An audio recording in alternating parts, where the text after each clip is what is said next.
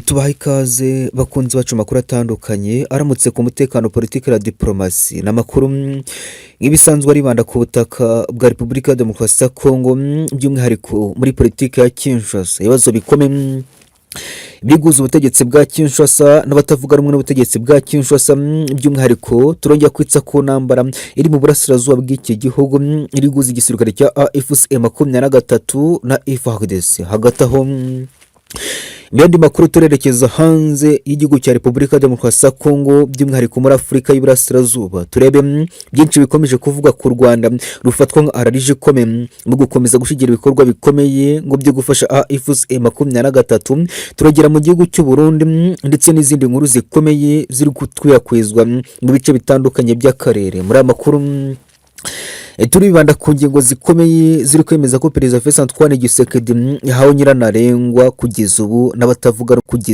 n'abatavuga rumwe n'ubutegetsi bwa Kinshasa. Ibi biri kwemezwa ko yahawe nyirantarengwa n'abatavuga rumwe n'ubutegetsi bwa Kinshasa kugeza ubu, asaba bwinshi agomba gushira mu bikorwa, mu gihe biri kwemeza ko imyigaragambyo ikomeye yari iteganwa ku munsi w'ejo yamaze guhagarikwa n'abatavuga rumwe n'ubutegetsi bwa Kinshasa, ubundi bongera kumuha nyirantarengwa yo kugira icyo akora. Amakuru ari kwemeza ko ubutegetsi bwa Kinshasa n'abatavuga rumwe n'ubutegetsi kugeza ubu bamaze gutegurirwa ibiganiro bagomba guhuramo i Kinshasa, byongera kwiga ku bibazo bikomeye byugarije abanyekongo, ndetse kugeza ubu no gushakira amahoro uburasirazuba bwa Kongo, by'umwihariko guhagarika intambara bahanganyemo na MA23. Ese nyirantarengwa yahawe na Perezida Antoine Tshisekedi yagihawe na bande? Kugeza ubu ibikorwa bikomeye by'ibiganiro bigamije guhuza abatavuga rumwe n'ubutegetsi bwa Kinshasa ndetse n'ubutegetsi bwa Kinshasa biteganyijwe ryari, byitezwemo iki? Ni ingingo zikomeye turagarukaho. Nanone kandi ndakubwira ko Perezida Antoine Tshisekedi yasubitse uruzinduko yari afite i New York kuwa gatatu w'iki cyumweru. Ese kugeza ubu biraterwa n'iki? Ni ukubera iki Perezida Antoine Tshisekedi yasubitse urugendo yari bugire muri Leta Zunze Ubumwe za Amerika? Ibi byose ni ingingo zikomeye turagarukaho. Nanone kandi ndakubwira ibya Generali Kayihura kugeza ubu bishobora kuba byasubiye rudubi. Kugeza ubu ni ingingo zikomeye z'amakuru akomeye cyane tugiye kwinjira gatanu ku kandi muri raporo zikomeye z'ibikorwa bikomeye twamaze kubategurira gatanu ku kandi. Nanone kandi ndakubwira ko abarwanyi ba MA23 bari kwimura ibirindiro mu bice bikomeye birimo teritwari ya FIZI na teritwari ya Baraka. Amakuru ari kwemeza ko abarwanyi ba MA23 bamaze iminsi bakora diplomatura y'abasirikare n'ibikoresho biri kwerekezwa mu bice bikomeye birimo teritwari ya FIZI na teritwari ya Baraka, mu gihe biri kwemeza ko ibitero bikomeye shuma biri kuzengereza bikomeye kuri sosa FARDC, by'umwihariko abasirikare basigaye mu bice bikomeye bikikije teritwari ya Baraka igenzurwa na MRDP twirwaneho MA23. Amakuru ari kwemeza ko ibitero by'imfiritire by'abakomando bakomeye b'abanyidushoka ba MA23 biri kuzengereza kuri sosa FARDC muri teritwari ya FIZI. Ibikoresho bikomeye kugeza ubu bya FARDC biri gutwikwa, ibindi bigasahurwa na MA23. Amakuru ari kwemeza ko igisirikare cy'u Burundi FDNB n'igisirikare cya Kongo FARDC bazengerejwe bikomeye na operasiyo zikomeye zikorwa na MA23 ziri kugunuganurwa. Ifatwa rya Baraka rishobora gufatwa na MA23 n'ikomeza ry'ibikorwa bikomeza Uvira na Karimye. Ese kwimira ibirindiro kwa MA23 bivuze iki? Gufata teritwari ya Baraka, kugenzura ibice bikomeye bya teritwari ya FIZI bafatanyije na Minembwe, kugeza igenzurwa na MRDP twirwa no MA23 bivuze iki? Ibi byose ni bikubiye mu nkuru zikomeye. Ni ku mutekano, politiki na diplomasi. Ikaze na nshuti z'akadasohoka muze twongere turambure hamwe izi ngingo z'amakuru akomeye azindutse ku mutekano, politiki na diplomasi. Niba uri musha turakwibutsa kureba hasi gato iyi video, ukore ku ijambo subscribe, ukore no kunzogera, maze ujye ukomeza kubona 5 kuri 5 muri izi nkuru zikomeye. Tuguhaye ikaze.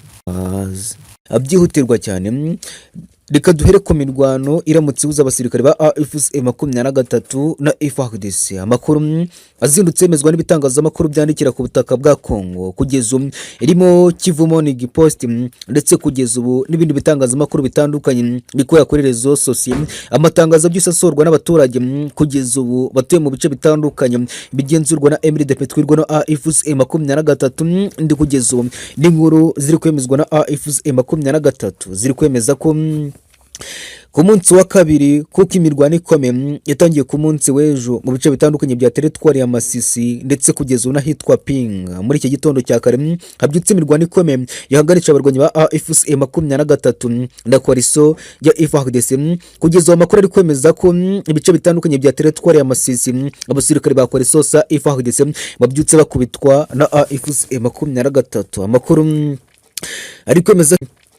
ari kwemeza ko itsinda rirwana ku ruhande rwa koaliso FARDC bagabye ibitero bikomeye muri teritwari ya Masisi ngo n'ibitero bya bigamije kwirukana FARDC no kwambura ibice bitandukanye bya teritwari ya Masisi. Amakuru ari kwemeza ko urugamba rwa Pinga na teritwari ya Masisi rubyutse rurwanwa na FARDC birangiye abasirikare ba koaliso sa FARDC bambuwe kugeza bimwe mu bikoresho byacakiwe na FARDC. Biri kwemezwa ko ubu tuvugana teritwari ya Masisi ibice byose kugeza ubu biri kwirukanwa mu basirikare ba FARDC shitabona ndetse kugeza ubu ingomere nyinshi na ambushi rutura atezwe FARDC muri teritwari ya Masisi yateje icyuho gikomeye muri koaliso ya FARDC. Kugeza ubu nguko kugeza amakuru yazindutse atwangaza societe civile ari kwemeza ko kuva mu gitondo cya kare ahagana ku isaha 10:10 z'iki gitondo abarwanyi ba FARDC